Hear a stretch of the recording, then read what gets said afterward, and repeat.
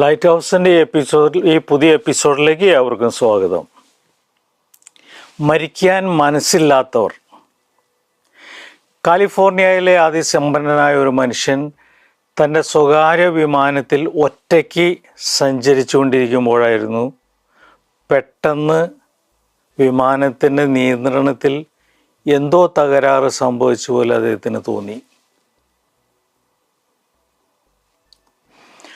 അടുത്തുള്ള എയർപോർട്ടിലെ റൺവേയിൽ ഇടിച്ചിറങ്ങിയ ആ ചെറുവിമാനം നിമിഷങ്ങൾ കൊണ്ട് അഗ്നിഗോളമായി മാറി.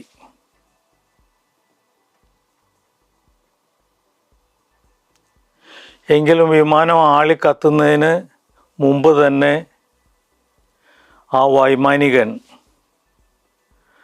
അതിൻ്റെ ഉള്ളിൽ നിന്ന് രക്ഷപ്പെട്ടിട്ടുണ്ടായിരുന്നു.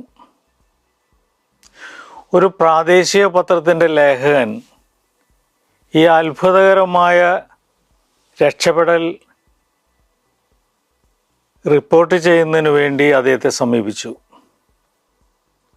പൈലറ്റുമായിട്ടുള്ള അഭിമുഖ സംഭാഷണം നടത്തി. അതിൻ്റെ ഏറ്റവും ഒടുവിൽ പത്രപ്രവർത്തകൻ ഇങ്ങനെയൊരു ചോദ്യം ചോദിച്ചു: മരണത്തിൽ നിന്നും രക്ഷപ്പെടാനുള്ള സാധ്യത വിരളമാണെന്ന് തോന്നിയ നിമിഷങ്ങളിൽ താങ്കളുടെ മനസ്സിലൂടെ കടന്നുപോയ ഏറ്റവും പ്രധാനപ്പെട്ട ചിന്തകൾ എന്തൊക്കെയായിരുന്നു?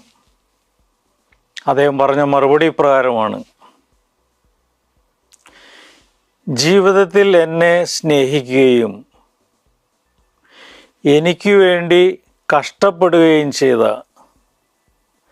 വ്യക്തികളോടൊന്നും ഞാൻ വേണ്ട വിധത്തിൽ നന്ദിയും കടപ്പാടും അറിയിച്ചില്ലല്ലോ. എനിക്കിനി ഒരിക്കലും അതിന് സാധിക്കാതെ വരുമല്ലോ എന്ന നൊമ്പരമായിരുന്നു എന്നെ ഏറ്റവും സങ്കടപ്പെടുത്തിയത്.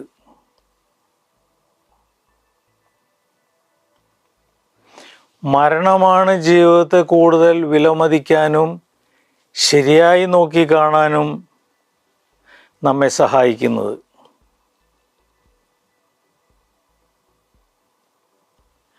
വിലയില്ല എന്ന് കരുതിയ പലതിനും വിലയുണ്ടാകുന്നതും വിലയുണ്ടെന്ന് കരുതിയ പലതും വിലയില്ലാത്തതുമാണെന്ന് തിരിച്ചറിയുന്നതും മരണത്തെ അഭിമുഖീകരിക്കുമ്പോഴാണ്. മരിക്കുന്നതുവരെ നിരന്തരം കലഹിച്ചു കഴിഞ്ഞിരുന്ന ചില ദമ്പതികൾ പങ്കാളി മരിച്ചു കഴിയുമ്പോൾ